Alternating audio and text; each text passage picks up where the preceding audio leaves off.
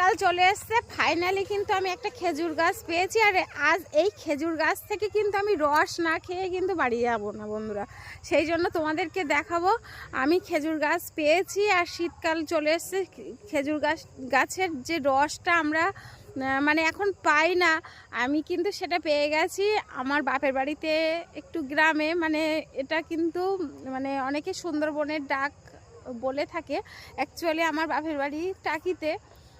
তো সেখানে এসে কিন্তু খেজুর গাছ পেয়েছি। আর সেই খেজুর গাছ থেকে কিন্তু আমি রস না খেয়ে যাব না। রসটা কেমন করে খাবো তোমাদেরকেও দেখাবো। দেখো, খেজুর গাছ তো পেয়েছি, আর শীতকাল একদম মৌঝোলা গুড় পাটালি পিঠে যে খাবো, তো রস না হলে তো পিঠে খাওয়া যায় না। সেই জন্য আমি রস খেতে চলে এসেছি খেজুর গাছের, একদম গাছ থেকে টাটকা রস খাবো।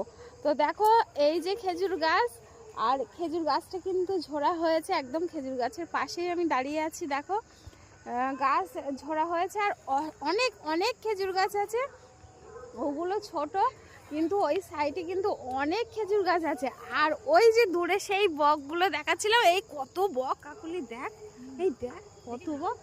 তো ওই বকগুলো বসে আছে, আর এই হচ্ছে সেই খেজুর গাছ, বিখ্যাত খেজুর গাছ। আমি এখান থেকে রস খাবো, কিন্তু একটাই জিনিস আমি এসে দেখলাম যে খেজুর গাছ কেটে গেছে, এখনও কিন্তু এখান থেকে রস বেরানোর মানে রস হবার টাইম হয়নি হয়তো, সেই জন্য এখনও কিন্তু গাছ কেটে গেছে, এখনও এখান থেকে সেই নলটা দিয়ে ভাতটা লাগানো হয়নি। তো যেদিনই লাগাবে অবশ্যই আমি কিন্তু এখান থেকে রস একদম খেয়ে যাব, আর তোমাদেরকে দেখাবো, অবশ্যই করে দেখাবো, তোমরা দেখবে আমি কিন্তু খেজুর গাছ থেকে রস খেয়ে যাব। তো আমার মতো খেজুর গাছের রস, অনেক খেজুর গাছ আছে দেখো এই লাইনে, কিন্তু ওগুলো মানে সব কটাই কিন্তু সব গাছ কাটা হয়ে গেছে, এখনও খোপ লাগানো ভার পাতা হয়নি। খেজুর গাছের ভারটা পাতলে আমি এখান থেকে রস খেয়ে যাব।